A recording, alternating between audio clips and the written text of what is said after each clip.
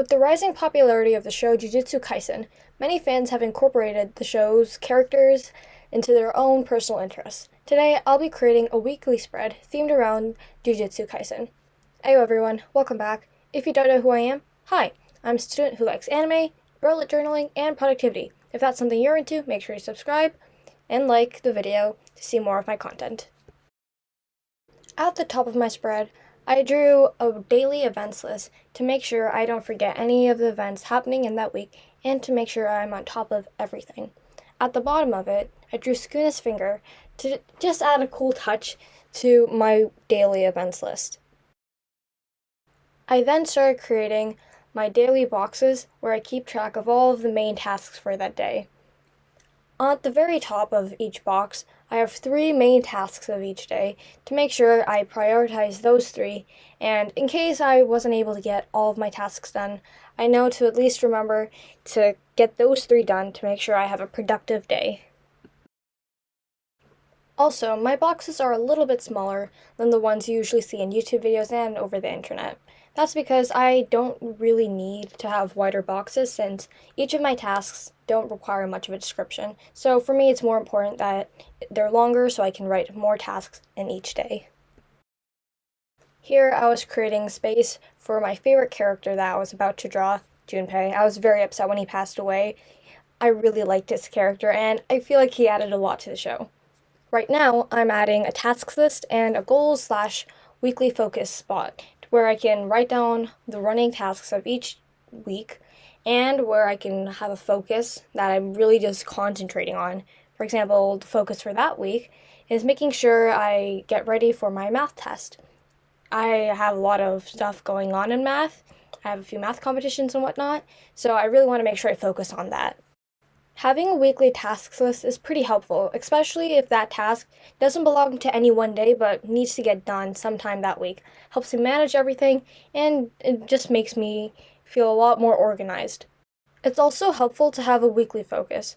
While it's separate from your running tasks list, it can also add a lot more structure to your week and make you a lot more organized when it comes to these sort of things. I haven't yet watched the newest episode of Jujutsu Kaisen, mainly because I don't have Crunchyroll Premium, so no spoilers in the comments. I also started drawing Junpei here. He was so much fun to draw. I had a little bit of trouble drawing his hair at times. I wasn't sure which direction the strand should go in, and I struggled a little bit with the structure of his face, but overall it was so much fun to draw. I had a blast drawing him. I was genuinely very surprised when I realized that Junpei wasn't going to come back, especially when I saw him in the opening. Oh, that tugged at my heartstrings so hard. At first, I really liked the dynamic between Mahito and Junpei. Honestly, I didn't expect Mahito to be so manipulative. I knew he was good for nothing, but I really didn't expect him to be this bad. I also started drawing the hair here. As you can see, I did quite a bit of erasing and whatnot to make sure that the hair flows in the way I wanted it to. I really liked the result at the end. I wonder what would have happened to Junpei if he wasn't killed by Mahito. Would he have gone to Jujutsu High like Itadori wanted him to? I would have liked to see his relationship with all of Itadori's friends, and I'd like to see the dynamic between all of them. I really wish he wasn't killed. If I were able to go back and fix the spread, I would make the top of Junpei's bangs a little more round. It looks a bit flat on the top. I wish it was a little bit more curved, but beyond that, I think it still looks really cool. This spread took me quite some time to do. It took me about an hour-ish, including the actual art, setting it up, and finally doing the lining. But I had a whole bunch of fun drawing this. It was really, really fun. I think you guys should try it as well. Here I started drawing Junpei's facial features. I first started with his eyebrows.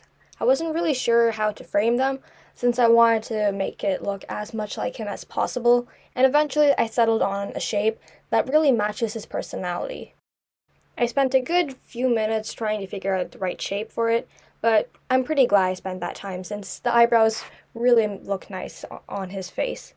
Then I started working on his eyes. His eyes had a really distinct shape. I haven't encountered any other characters with eyes like him, so it was a lot of fun trying something like this. Like with the rest of Junpei's design, I did a lot of back and forth with the shape of the nose and the mouth. Eventually, I settled on one that I thought looked nice. I also struggled a little bit with making the mouth too low on his face, and that made him look a little funky, but eventually I fixed it and I found a place that made him look like a normal person.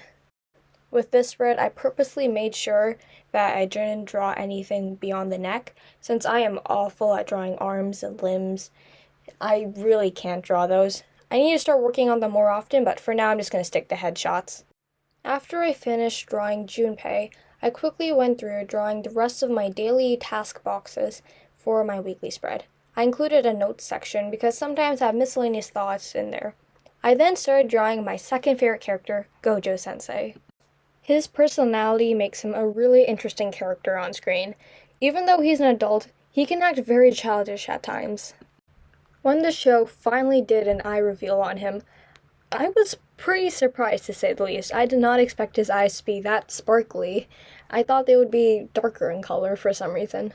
While I was drawing Gojo Sensei, I did struggle a little bit with the shape of his hair.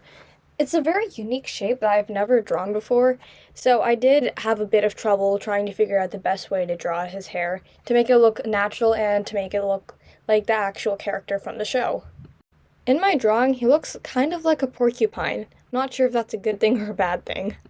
I then added a few details to the rest of my spread. Here's what the final spread looks like. I didn't include me drawing the line art in the video because then this video would be way too long and nothing really interesting even happened. Anyway, if you guys like this video, please like, subscribe, and share with anyone that you think might be interested in my videos.